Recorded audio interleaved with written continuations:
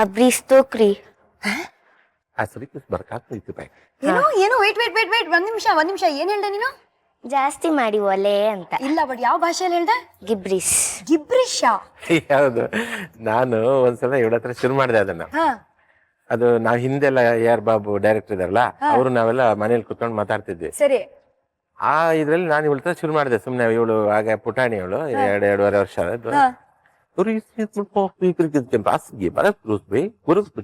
ಅಂತಂದ್ರೆ ಅದಕ್ಕೆ ಉತ್ತರ ಕೊಟ್ಲ ಅವಳು ಅದೇ ತರ. ನನ್ಗೆ ಆಶ್ಚರ್ಯ ಆಯ್ತು. ಇವಳು ವೇಣಿನ ಕರ್ದೆ, ನೋಡಿ ಇವಳು ಇವಳು ಮಾತಾಡ್ತಾಳೆ ಅಂತ. ಆಮೇಲೆ ಇಬ್ರು ಮಾತಾಡಿ ಅಂತ ಹೇಳ್ಬಿಟ್ಟು ಒಂದಷ್ಟು ವಿಡಿಯೋ ತೆಗೆದು. ಅದಕ್ಕೆ ನಿಜವಾಗ್ಲೂ ಏನಾದ್ರು ಅರ್ಥ ಇದೆಯಾ ಅಥವಾ ಸುಮ್ನೆ ಮಾತಾಡ್ತೀರಾ ನೀವು? ಏನ್ ಸುಮ್ನೆ, ಅದು ಅರ್ಥ ಇಲ್ಲ ಏನಿಲ್ಲ, ಅದು ಅದಕ್ಕೆ ಗಿಬ್ರಿಸ್ ಅಂತ ಅನ್ನೋದು. ಬಟ್ ನೀವ್ ಅರ್ಥ ಮಾಡ್ಕೊಂಡ್ರಿ ಅವಳು ಹೇಳಿದ್ದು? ಗೊತ್ತಾಯ್ತು, ಒಂದು ಸನ್ನೆಯಲ್ಲಿ ಗೊತ್ತಾಯ್ತು ನನಗೆ. ಫ್ಲೇಮ್ ಜಾಸ್ತಿ ಮಾಡು ಅಂತಿದ್ದ. ಈಗ ನಾವು ಟ್ಯಾಲೆಂಟ್. ಚಿಕ್ಕ ವಯಸ್ಸಲ್ಲಿ ಸಂತೆಗೆ ಹೋಗ್ತಿದ್ರು ನಮ್ಮ ಮನೋಹರ್ ಅವರು. ಸಂತೆಗೆ ಹೋಗ್ಬಿಟ್ಟು ಚಿಕ್ಕ ಮಕ್ಳು ಏನ್ ಆಟ ಸಾಮಾನ್ ಕದೀತಾರೆ, ಇಲ್ದಿದ್ರೆ ಕ್ಯಾಂಡಿ ಕದೀತಾರೆ. ಬಟ್ ಇವರು ಒಂದು ಪರ್ಟಿಕ್ಯುಲರ್ ವಸ್ತುನೇ ಕದಿಬೇಕು ಅಂತ ಹೋಗ್ತಿದ್ರು. ಏನದು? ಏನಿಲ್ಲ, ಸಿನಿಮಾ ಹುಚ್ಚು ಎಷ್ಟಿತ್ತಂತಂದ್ರೆ, ಈ ಫಿಲ್ಮ್ ಸ್ಟ್ರಿಪ್ಸ್ ಇದೆಲ್ಲ ಚಿಕ್ಕ ಚಿಕ್ಕದು, ಅವು ದೊಡ್ಡ ರೀಲನ್ನ ಏನ್ ಮಾಡಿ ಕಟ್ ಮಾಡಿ ಇದ್ ಮಾಡೋರು. ಅದನ್ನ ಮಾರ್ತಿದ್ರು ಅವ್ರು. ಮಾರ್ತಿದ್ರ? 5 ಪೈಸೆ ಒಂದು ಪ್ಯಾಕ್, ಒಂದು ಸೆಟ್ಗೆ. ಸರಿ. ಒಂದ್ ಸೆಟ್ ಅಲ್ಲಿ 5 ಫಿಲ್ಮ್ ಇರ್ತಿತ್ತು. 5 ಪೈಸೆಗೆ ದುಡ್ಡಿರ್ಲಿಲ್ಲ ನನ್ನ ಹತ್ರ. ಅವಾಗ ಏನ್ ಮಾಡ್ತಿದ್ದೆ, ಅದು ಇದು ನೋಡೋ ನೆಪದಲ್ಲಿ ಈಗ ಒಂದು ಜೇಬಲ್ ಹಾಕ್ಬಿಡೋದು. ಆಮೇಲೆ ಮನೆಗ್ ಬಂದು ಭೂತಗಾಜಿತ್ತು. ಆ ಭೂತಗಾಜು ಸೂರ್ಯನ ಕಿರಣ ಅದಕ್ಕೆ ಕನ್ನಡಿ ಇಟ್ಟು, ಆ ಭೂತಗಾಜಿನ ಮೂಲಕ ಗೋಡೆಯಲ್ಲಿ ಈ ಫಿಲ್ಮಿನ ಪ್ರತಿಫಲನ ಬರೋದು. ಆ ಫಿಲ್ಮ್ ಅನ್ನ ಈಗ ಅಲ್ಲಾಡ್ಸೋದು. ಅದೇ ನನ್ಗೆ, ನಾನೇ ಫಿಲ್ಮ್ ತೆಗ್ದಾಗೆ ಅಷ್ಟೊಂದು ಒಂಥರ ರೋಮಾಂಚನ. ಅದಕ್ಕೋಸ್ಕರ ಫಿಲ್ಮ್ ಕದೀತಾ ಇದ್ದೆ. ಆಮೇಲೆ ಇಲ್ಲಿ ಬಂದ್ಮೇಲೆ ರೀಲೇ ಸಿಕ್ತಿತ್ತು ನನಗೆ ಅಲ್ವಾ? ಇವಾಗೇನು ಪ್ರಯೋಜನ ಇಲ್ಲ ಬಿಡಿ. ಇವಾಗ ಅದು ಇಲ್ಲ, ಡಿಜಿಟಲ್ ಬಂದ್ಮೇಲೆ ಎಲ್ಲ ಐನು. ಬಟ್ ಅವಾಗ್ಲೇ ಚಿಕ್ಕ ವಯಸ್ಸಲ್ಲೇ ಐ ಥಿಂಕ್ ಡಿಸೈಡ್ ಮಾಡ್ಕೊಂಡ್ಬಿಟ್ಟಿದ್ರಿ, ದೊಡ್ಡವರಾದ್ಮೇಲೆ you going to do something in movies only ಅಂತ. ಅದು ಏನೋ ಒಂದು ಸಿನಿಮಾಕ್ ಸೇರ್ಬೇಕು ಅಷ್ಟೇ ಆಗಿತ್ತು. ಓಕೆ ಬೇಬಿ, ಸಾಕು ಅನ್ಸುತ್ತೆ. ಈಗ ಇದನ್ನ ಎಣ್ಣೆ ಒಳಗೆ ಹಾಕೊಳ್ಳೋದು.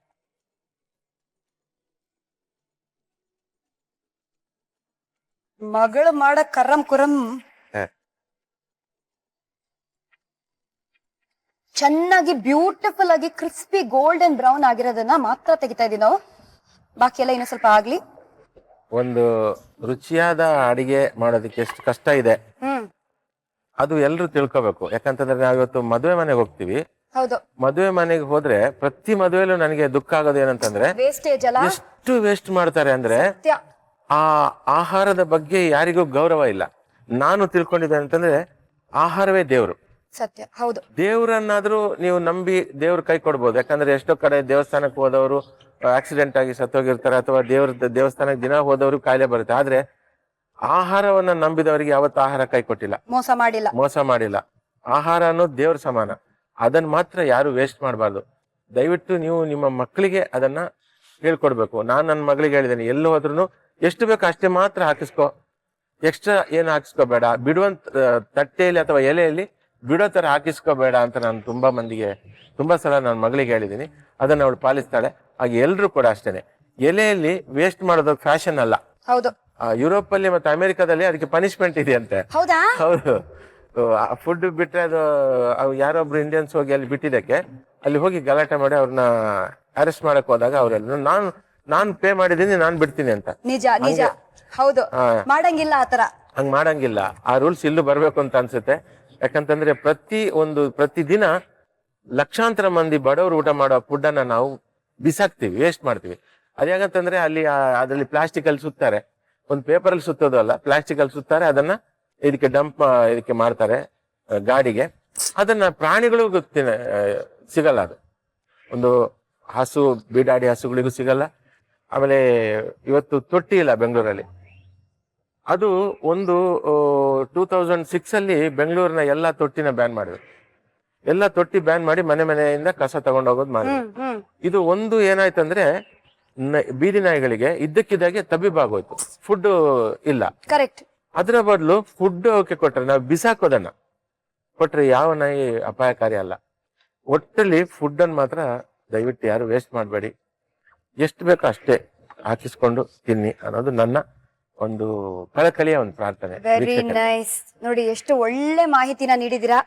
ಇವಾಗ ಕುರ್ರುಮ್ ಕುರ್ರಮ್ಮು ಚೆನ್ನಾಗಿ ಕರ್ಮ ಕುರ್ಮ ಗರಂ ಗರಂ ಆಗಿ ರೆಡಿ ಆಗಿದೆ. ರೆಡಿ ಆಗಿದೆ. ಸ್ಟವ್ ಆಫ್ ಮಾಡ್ಕೊಳ್ಳೋಣ. ಎಸ್. ಅಂಡ್ ಈ ಗ್ಯಾಪ್ ಅಲ್ಲಿ ಟೀ ರೆಡಿ ಮಾಡ್ಕೊಳ್ಳೋಣ. ಇನ್ನು ಬಾಕಿ ಇದೆ. ಇದಿನ್ನು ಬಾಕಿ ಇದೆಯಾ? ಏನಿದೆ ಬಾಕಿ? ಇದಕ್ಕೆ ಟೇಸ್ಟಿಗೆ ಸ್ವಲ್ಪ ಚಾಟ್ ಮಸಾಲ ಉದುರಿಸ್ಕೊಳ್ಳೋಣ ಮೇಲ್ಗಡೆ.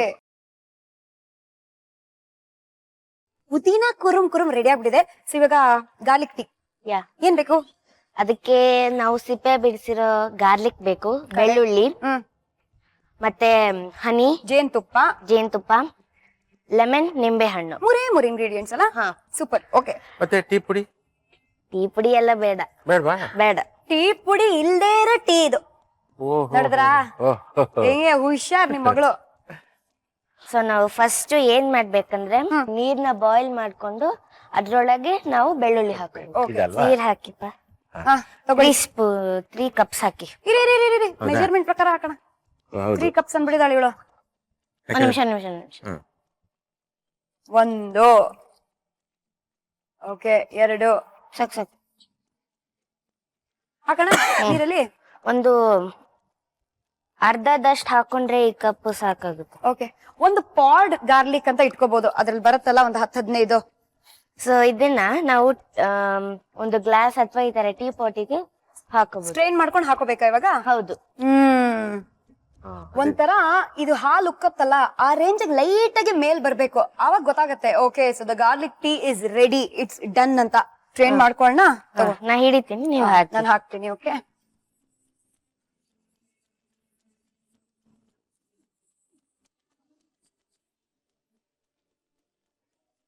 ಈಗ ನಾವು ಸ್ವಲ್ಪ ಹನಿ ಆಡ್ ಮಾಡ್ಕೋಬೇಕು. ಹನಿ ಆಡ್ ಮಾಡ್ಕೋಬೇಕಾ? ಬಿಸಿ ಬಿಸಿ ಬೆಳ್ಳುಳ್ಳಿ ಜ್ಯೂಸ್. ಓಕೆ. 1,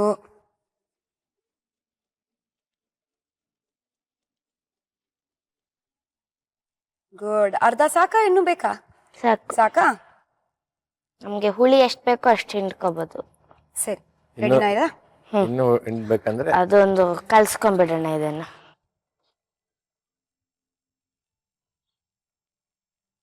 ಆಹಾ, ಓಕೆ. ಬಿಸಿ ಆಗಿರುವಾಗ ಕ್ಲೋಸ್ ಮಾಡೋಣ. ಸೊ ಅಮೇಸಿಂಗ್ ಆಗಿರೋ ಕುರುಮ್ ಪುದೀನ ಕುರುಮ್ ಒಂದ್ ಕೈಯಲ್ಲಿ, ಇನ್ನೊಂದ್ ಕೈಯಲ್ಲಿ ನಮ್ಮ garlic tea is all ready. ಹೋಗೋಣ ಡೈನಿಂಗ್ ಟೇಬಲ್ಗೆ. Follow me. ಗರಂ ಆಗಿರುವ ಪುದೀನ ಕುರ್ರಮ್ನ ಕುರ್ರಮ್ ಅಂತ ತಿನ್ಬೇಕು ಅಂದ್ರೆ ಫಸ್ಟ್ ಅದನ್ನ ಮಾಡ್ಬೇಕು. ಸೊ ಇಂಗ್ರೀಡಿಯೆಂಟ್ಸ್ ಏನೇನ್ ಬೇಕು ನೋಡೋಣ ಒಂದು ಸ್ಮಾಲ್ ರೀಕ್ಯಾಪ್ ಅಲ್ಲಿ. ಪುದೀನ ಕರಂ ಕುರಂ, ಪುದೀನ ಸೊಪ್ಪು, ಹಸಿಮೆಣಸಿನಕಾಯಿ, ಜೀರಿಗೆ, ಮೈದಾ ಹಿಟ್ಟು, ಚಾಟ್ ಮಸಾಲ, ಎಣ್ಣೆ, ಕೊತ್ತಂಬರಿ ಸೊಪ್ಪು, ಉಪ್ಪು ರುಚಿಗೆ ತಕ್ಕಷ್ಟು. ಮಿಕ್ಸಿಗೆ ಹಸಿಮೆಣಸಿನಕಾಯಿ, ಜೀರಿಗೆ ಹಾಕಿ ರುಬ್ಕೊಳ್ಳಿ. ಬೌಲ್ಗೆ ಮೈದಾ ಹಿಟ್ಟು, ಹೆಚ್ಚಿದ ಪುದೀನ, ಕೊತ್ತಂಬರಿ ಸೊಪ್ಪು, ಉಪ್ಪು ರುಚಿಗೆ ತಕ್ಕಷ್ಟು ಹಾಕಿ ನಂತರ ರುಬ್ಬಿಕೊಂಡ ಮಿಶ್ರಣ ಕಾದ ಎಣ್ಣೆ ಹಾಕಿ ಚಪಾತಿ ಹಿಟ್ಟಿನ ಹದಕ್ಕೆ ಕಲಸಿಕೊಂಡು ಅದನ್ನು ಚಪಾತಿ ಆಕಾರದಲ್ಲಿ ಲಟ್ಟಿಸಿ ನಂತರ ಬೇಕಾದ ಆಕಾರದಲ್ಲಿ ಕಟ್ ಮಾಡಿಕೊಂಡು ಕಾದ ಎಣ್ಣೆಯಲ್ಲಿ ಕರೆದುಕೊಂಡ್ರೆ ಪುದೀನ ಕರಂ ಕುರಂ ರೆಡಿ. ಶುಂಠಿ ಟೀ ಕೇಳಿದಿರಾ? ಗ್ರೀನ್ ಟೀ ಕೇಳಿದಿರಾ? ಜಾಸ್ಮಿನ್ ಟೀ ಕೇಳಿದಿರಾ? ಗಾರ್ಲಿಕ್ ಟೀ ಕೇಳಿದಿರಾ? Speciality of star Saviruchi. Try ಮಾಡಿ ನೋಡಿ. ಇಂಗ್ರೀಡಿಯೆಂಟ್ಸ್ ಏನೇನ್ ಬೇಕು? Let's take a recap. ಬೆಳ್ಳುಳ್ಳಿ ಟೀ, ಬೆಳ್ಳುಳ್ಳಿ, ನಿಂಬೆ ರಸ, ಜೇನುತುಪ್ಪ. ಪಾತ್ರೆಗೆ ನೀರು ಹಾಕಿ ಕಾದ ಬಳಿಕ ಬೆಳ್ಳುಳ್ಳಿ ಹಾಕಿ ಕುದಿಸಿಕೊಂಡು ಅದನ್ನು ಶೋಧಿಸಿಕೊಂಡು ಬಳಿಕ ನಿಂಬೆ ರಸ, ಜೇನುತುಪ್ಪ ಹಾಕಿ ಕಲಸಿದ್ರೆ healthy garlic tea ready to drink. Welcome back ಅಂತ ಹೇಳ್ತಾ ಇದೀನಿ. Gold winner refined sunflower oil present star Saviruchi co powered by Vim and Daawat the finest. ಇಲ್ಲಿ ಬಹಳ ಫೈನ್ ಆಗಿರುವ ಪುದೀನ ಕುರ್ರುಮ್ ಇಸ್ ಆಲ್ ರೆಡಿ. ಶುರು ಮಾಡೋಣ ಬನ್ನಿ, ತಗೊಳ್ಳಿ. ನೈಸ್. ಜೊತೆಗೆ ಅಮೇಜಿಂಗ್ ಆಗಿರೋ ಗಾರ್ಲಿಕ್ ಟೀ. ಅದ್ರಲ್ಲೂ ಹೊರಗಡೆ ಜೋರು ಜಡಿ ಮಳೆ ಬರ್ತಾ ಇರುವಾಗ ಒಳಗಡೆ ಈ ತರ ಇಂಥ ಕುರುಕುರಂ ಮತ್ತೆ ಇಂಥ ಟೀ ಸೇವಿಸೋದಕ್ಕೆ ಬಹಳ ಖುಷಿ ಆಗುತ್ತೆ. ಬಟ್ ಐ ಸ್ವೇರ್ ನನ್ನ ಲೈಫ್ ಅಲ್ಲೇ ಗೊತ್ತಿರ್ಲಿಲ್ಲ that garlic tea can be so amazing ಅಂತ. ತುಂಬಾ ಚೆನ್ನಾಗಿದೆ. ನಮ್ಮ ವಿ ಮನೋಹರ್ ಅವರು ಅದ್ಭುತವಾಗಿ ಹಾಡುಗಳಿಗೆ ಲಿರಿಕ್ಸ್ ಬರೀತಿದ್ರು ಚಿಕ್ಕ ವಯಸ್ಸಿಂದಾನೆ ಅಂತ ನಮ್ಗೆಲ್ರಿಗೂ ಗೊತ್ತು. ಸೊ ಆತರ ಹಾಡುಗಳೆಲ್ಲ ಬರೆದ್ರಿ, ಬೆಂಗಳೂರಿಗೆ ಬಂದ್ರಿ, ಸಿನಿಮಾ ಅಲ್ಲಿ ಕೆಲಸ ಮಾಡ್ಬೇಕು ಅಂತ ಆಸೆನೋ ಇಟ್ಕೊಂಡಿದ್ರಿ. ಬಟ್ ಈ ಗ್ಯಾಪ್ ಅಲ್ಲಿ ಕಾರ್ಟೂನಿಸ್ಟ್ ಹೇಗಾದ್ರಿ ನೀವು? ನಾನು ಚಿತ್ರ ಬರಿತಾ ಇದ್ದೆ. ಅದು ನಾನು ಚಿಕ್ಕವನಿದ್ದಾಗ ನಮ್ಮಕ್ಕ ಅವಳ ಹೋಮ್ ವರ್ಕ್ ಮಾಡ್ಕೊಂಡು ಇದು ಮಾಡ್ತಿದ್ದಾಗ ಅದನ್ನ ನೋಡ್ಕೊಂಡು ನಾನು ಬರಿತಾ ಇದ್ದೆ. ಅದನ್ನ ನೋಡಿ ನಮ್ಮಪ್ಪ ನನಗೆ ಚಂದಮಾಮ ಬಾಲಮಿತ್ರ ಪುಸ್ತಕ ತಗೊಂಡ್ಬಂದು ಇದು ಬರಿ ಅಂತ ಇದು ಮಾಡ್ತಿದ್ರು. ಕಲರ್ ಪೆನ್ಸಿಲ್ ತೋರಿಸ್ತಿದ್ರು. ನನಗೆ ಕಲರ್ ಪೆನ್ಸಿಲ್ಸ್ ಎಲ್ಲ ತಂದ್ಕೊಟ್ರು. ಅದು ನೋಡಿ ಮಾಡ್ಕೊಂಡು ಇದು ಮಾಡ್ತೀನಿ. ಆಮೇಲೆ ಯಾರ್ಯಾರ ಮನೆಗೆ ಹೋಗ್ತೀನೋ ಅಲ್ಲಿ ಅವ್ರ ಮನೆಯಲ್ಲೆಲ್ಲ ಗೋಡೆಯಲ್ಲಿ ಚಾಕ್ ಪೀಸ್ ಅಲ್ಲಿ ಬರಿತಾ ಇದ್ದೆ. ಓಕೆ. ಆಮೇಲೆ ಏನಾಯ್ತು, ನನಗೆ ಈ ಪತ್ರಿಕೆಯಲ್ಲಿ ಆವಾಗ ನಾಡಿಗಂತ ಕಾರ್ಟೂನಿಸ್ಟ್ ಇದ್ರು, ನಮ್ಮ ಕರ್ನಾಟಕದ ಹೆಮ್ಮೆಯ ಕಾರ್ಟೂನಿಸ್ಟ್ ಅವರು. ಓಕೆ. ಅದೆಲ್ಲ ಓದಿ ನಗ್ತಿದ್ದೆ ನಾನು. ಈ ಚಿತ್ರ, ಅದಕ್ಕೊಂದು ಕ್ಯಾಪ್ಷನ್, ನಾನು ಈ ತರ ಬರೀಬೇಕು ಅಂತ ಶುರು ಮಾಡಿದೆ. ಅದೇ ಟೈಮ್ ಸರಿಯಾಗಿ ನನ್ನ ಗೆಳೆಯ ಸುಧಾಕರ್ ಬನ್ನಂಜೆ ಅಂತ, ಅವನು ಜನವಾಣಿ ಅಂತ ಒಂದು ಪತ್ರಿಕೆ, ಈವ್ನಿಂಗ್ ಡೈಲಿ ಅದು, ಅದ್ರಲ್ಲಿ ಕೆಲಸ ಕಾರ್ಟೂನಿಸ್ಟ್ ಬೇಕು, ಬರ್ತೀಯಾ ಮಾಡ್ತೀಯಾ ಅಂದ್ರು. ತಕ್ಷಣ ಹೂ ಅಂತಂದೆ, ಸೇರ್ಕೊಂಡೆ. ಹಾಗೆ ಬರಿತಾ ನಾನು ಕಾರ್ಟೂನಿಸ್ಟ್, ಫುಲ್ ಟೈಮ್ ಕಾರ್ಟೂನಿಸ್ಟ್ ಆದೆ. ಬಟ್ ಈ ಸಿನಿಮಾ ಹುಚ್ಚು ಇತ್ತಲ್ಲ ಅಲ್ವಾ, ಆ ಟೈಮಲ್ಲಿ ನಾನು ಅಪರಿಚಿತ ಒಂದು ಸಿನಿಮಾ ನೋಡಿದ್ದೆ. ಇದು ಇದಕ್ಕೆ ಒಂದು ಸಸ್ಪೆನ್ಸ್ ಥ್ರಿಲ್ಲರ್.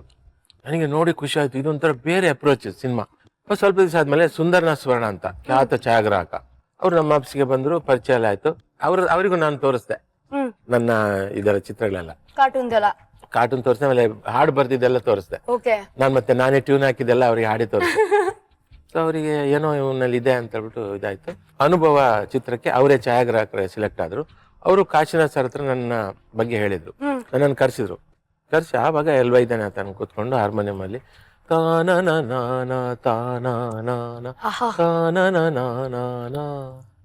ಕಾಶಿ ಸರ್ ಕೇಳಿದ್ರು, ಈ ತರ ಮೀಟ್ರಿಗೆ ಬರೆಯಕ್ಕಾಗತ್ತಾ ನಿಮ್ಗೆ? ಸರ್ ಬೇಕಾದಷ್ಟು ಬರ್ದಿದೀನಿ ಬೇರೆ ಬೇರೆ ಭಾಷೆ ಸಾಂಗಿಗೆ. ಹೌದಾ, ಸರಿ ಬರೀರಿ, ಇದು ಈ ತರ ವಿಷಯ ಸಬ್ಜೆಕ್ಟು. ಆಮೇಲೆ ನಾನು ಮನೆಗೆ ತಗೊಂಡೋಗಿ ಟ್ಯೂನ್ ಎಲ್ಲ ಬರ್ಕೊಂಡಿದ್ದೆ, ಲಾಲ ಲಾಲ ಈ ತರ ಬರ್ಕೊಂಡಿದ್ದೆ. ಸೊ ಕಾಶಿ ಸರ್ಗೆ ಕೊಟ್ಟೆ, ನೋಡಿದ್ರು. ನೋಡಿ ಏನು ಅವರು ಓಕೆ ಅಂತಂದ್ರು. ನನಗೆ ಖುಷಿ ಆಯ್ತು. ಆಮೇಲೆ ರೆಕಾರ್ಡಿಂಗ್ ಆದ್ಮೇಲೆ ಅದು ಸೂಪರ್ ಹಿಟ್ ಆಯ್ತು. ಯಾವಾಗ ಅಬ್ಬಾ ಅಂತ ಅನ್ಸ್ತು. ಅಲ್ಲಿಂದ ಅದ ಸಕ್ಸೆಸ್ ಸ್ಟೋರಿ ಶುರು ಆಯ್ತು ನಮ್ಮ ವಿ ಮನೋಹರ್ ಅವ್ರದ್ದು. ಬನ್ನಿ ಹೋಗೋಣ, ಲೆಟ್ಸ್ ಗೋ ವಾಶ್ ಹ್ಯಾಂಡ್.